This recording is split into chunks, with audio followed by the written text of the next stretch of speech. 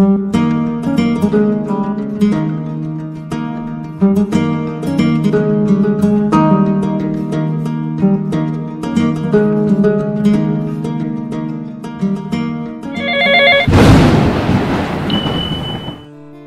Guys, আশা করি সকলে অনেক ভালো আছো।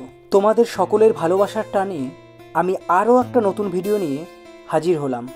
থাম্বনেল দেখে নিশ্চয়ই বুঝতে পেরেছো ভিডিওটি কী নিয়ে হতে চলেছে। ভিডিওটি স্কিপ না করে সম্পূর্ণভাবে দেখতে থাকুন, আশা করি অনেক মজা পাবে। চলুন তাহলে শুরু করা যাক।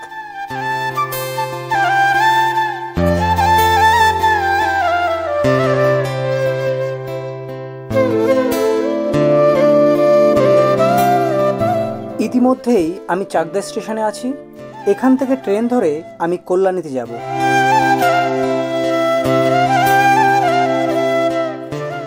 অবশেষে চলে এলাম কল্যাণীতে। 4 নম্বর প্ল্যাটফর্ম থেকে আমাকে 1 নম্বর প্ল্যাটফর্মে যেতে হবে, কারণ সেখানে আমার দাদা আমার জন্য অপেক্ষা করছে। অবশেষে অনেক অপেক্ষার অবসান ঘটিয়ে দাদার সঙ্গে দেখা হয়ে গেল। আমরা বেরিয়ে পড়লাম পরবর্তী গন্তব্যস্থলে।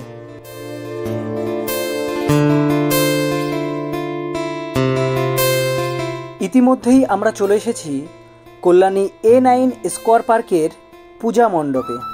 এই মন্দিরটি এশিয়ার বৃহত্তম অক্ষরধাম মন্দিরের আদলে নির্মাণ করা হয়েছে। এখানে আসতে হলে কল্যাণী স্টেশন থেকে মাত্র 2 মিনিটের পথ। বুঝতেই পারছো এটি স্টেশন থেকে কতটা কাছের, তাই এখানে আসতে ভুলো না কিন্তু। যাই হোক, এখান থেকে আমরা চলে যাব পরবর্তী পূজা মণ্ডপে।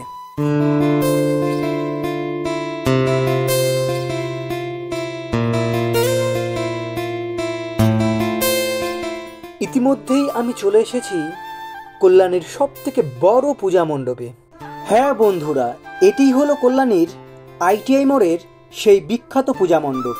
এই মন্দিরটি নির্মিত হয়েছে ব্যাংককের অরুণ মন্দিরের আদলে। এখানে আসতে হলে আপনাকে কল্যাণী স্টেশন থেকে মাত্র 20 টাকা ভাড়ায় টোটো বা অটো করে আসতে পারবেন। আজ যেহেতু বৃষ্টি হওয়ার কারণে মন্দিরের ভেতরে প্রবেশ নিষেধ ছিল, তাই বাইরে থেকে যতটুকু পেরেছি আপনাদের মাঝে তুলে ধরার চেষ্টা করেছি। অবশেষে এখান থেকে বেরিয়ে পড়লাম।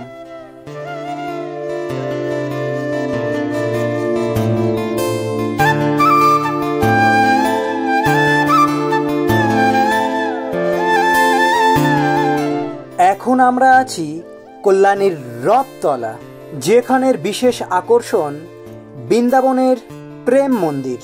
সত্যি কথা বলতে গেলে এই মন্দিরটি আমার খুবই ভালো লেগেছে। শ্রীকৃষ্ণের আমলে হয়তো আমি ছিলাম না, তাই এই আমলে এই বৃন্দাবনের প্রেম মন্দিরটি তৈরি হওয়া দেখে যেতে পারলাম। আপনারাও চাইলে এখানে আসতে পারেন। জাস্ট অসাধারণ হয়েছে এই মন্দিরটি। যাই হোক, প্রচণ্ড বৃষ্টি হওয়ার কারণে আমি আরও 2টো প্যান্ডেল আপনাদের দেখাতে পারলাম না, তার জন্য আমি খুবই দুঃখিত। আমার এই চ্যানেলের সঙ্গে যুক্ত থাকুন। আশা করি আমি পরবর্তী ভিডিওতে সম্পূর্ণভাবে দেখানোর চেষ্টা করব। আজকের মতো ভিডিওটি এখানেই শেষ করলাম। দেখা হচ্ছে পরবর্তী ভিডিওতে। টাটা।